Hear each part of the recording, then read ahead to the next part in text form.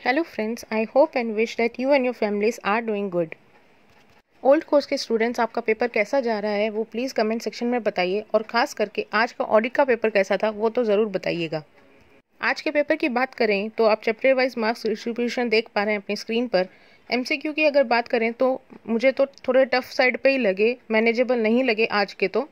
अच्छा, वैसे मैंने न्यू कोर्स के रिव्यू खाली सुने हैं, देखा तो नहीं मैंने क्वेश्चन पेपर। स्टूडेंट्स कह रहे हैं कि ईजी आया था। मुझे सिर्फ ये लगता है कि जब RTP MTP mostly common generate हो सकती है कॉमन चैप्टर्स के लिए, तो फिर क्वेश्चन पेपर अलग क्यों बनते हैं। ये बातें सुन के अच्छा थोड़ी लगता है कि ये पेपर न्यू कोर्स में डिफ़िकल्ट आया, ओल्ड में इजी आया, या वाइस वर्सा। जब हम 80 to 90% सिमिलर कंटेंट पढ़ रहे हैं तो हमारी टेस्टिंग भी सेम बेसिस पे होनी चाहिए, नहीं? ताकि एक पार लेवल क्रिएट हो सके मेजरमेंट का, जिसमें कोई बायसनेस ना हो, सभी को इक्वल अपॉर्चुनिटी दी जाए। क्योंकि जब रिजल्ट आएगा तब रिलेटिव्स को या दुनिया वालों को या इंटरव्यू वाले को ये नहीं पता होगा कि भाई हम ओल्ड कोर्स से थे या हम न्यू कोर्स से थे और हमारा पेपर थोड़ा बाय लक डिफ़िकल्ट आ गया और इस वजह से कम मार्क्स आए या क्लियर नहीं हो पाए या अटेम्प्ट लग गए। और कभी भी मैं ओल्ड कोर्स के लिए दया भावना बिल्कुल नहीं मांग रही, ना ही मैं ऐसा चाहती हूँ। बस ये है कि एक फेयरनेस रहनी चाहिए क्वेश्चन पेपर में भी, इवेल्युएशन में भी।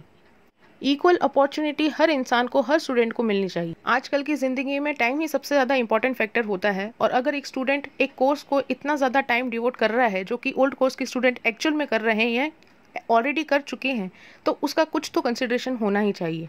एक डिस्क्लेमर कि ये कंप्लेन नहीं है, सिर्फ और सिर्फ एक प्रार्थना है, एक कम्युनिकेशन है जो हम सब करना चाहते हैं ओल्ड कोर्स के student with our motherly institute, सच में माई बाप ICAI। आज का ओल्ड कोर्स का पेपर अबो एवरेज था और टफ साइड में कह सकते हैं। डिस्क्रिप्टिव पोर्शन की बात करें तो हर क्वेश्चन में 3 पार्ट्स थे। क्वेश्चन 1 जो कि कंपलसरी क्वेश्चन होता है, उसमें 2 क्वेश्चन ऐसे के थे और 1 CIS से था। प्रोफेशनल इथिक्स के मुझे सिर्फ 2 ही क्वेश्चन मिले 4 मार्क्स के, और इसी क्वेश्चन के साथ यानी प्रोफेशनल इथिक्स के क्वेश्चन के साथ ही कंपनी ऑडिट का जो पोर्शन है वो हल्का सा टेस्ट किया गया था। उसके अलावा डिस्क्रिप्टिव पोर्शन में मुझे कंपनी एक्ट के अंदर से कोई भी क्वेश्चन नज़र नहीं आया। अमेंडमेंट्स भी ज़्यादा नहीं पूछे गए थे, ज़्यादा टेस्ट नहीं किए गए थे। क्वेश्चन नंबर 2 में ऐसे 701 की ऑडिट मैटर्स, और अगले क्वेश्चन में टैक्स ऑडिट रिलेटेड एक क्वेश्चन था, और उसके बाद पीयर रिलेटेड एक क्वेश्चन था जो कि अमेंडेड पोर्शन में से पूछा गया था। क्वेश्चन नंबर 3 में ऐसे 510 इनिशियल ऑडिट एंगेजमेंट के ऊपर एक क्वेश्चन था, उसके बाद NBFC के ऊपर एक क्वेश्चन था, और लास्ट में प्रोफेशनल एथिक्स के ऊपर एक क्वेश्चन था, clause number 10 part 1 schedule first. इसके बाद क्वेश्चन नंबर 4 का फर्स्ट पार्ट इंश्योरेंस से पूछा गया था, जिसमें कि ट्रेड क्रेडिट इंश्योरेंस प्रोडक्ट के बारे में आप कैसे जानकारी लेंगे उसके बारे में पूछा गया था। उसके बाद अगेन एक और क्वेश्चन ऐसे से आया था जो कि ट्रू एंड फेयर वैल्यू के ऊपर था। इसके बाद एक और क्वेश्चन प्रोफेशनल इथिक्स के ऊपर था, जहाँ पे नेटवर्क गाइडलाइंस के ऊपर हमें बताना था, और कंपनीज एक्ट का भी पोर्शन इसमें हल्का टेस्ट किया गया था। क्वेश्चन नंबर 5 में आपको ऑडिट ओपिनियन फ्रेम करना था, तो ऑडिट रिपोर्ट के ऊपर ये क्वेश्चन था।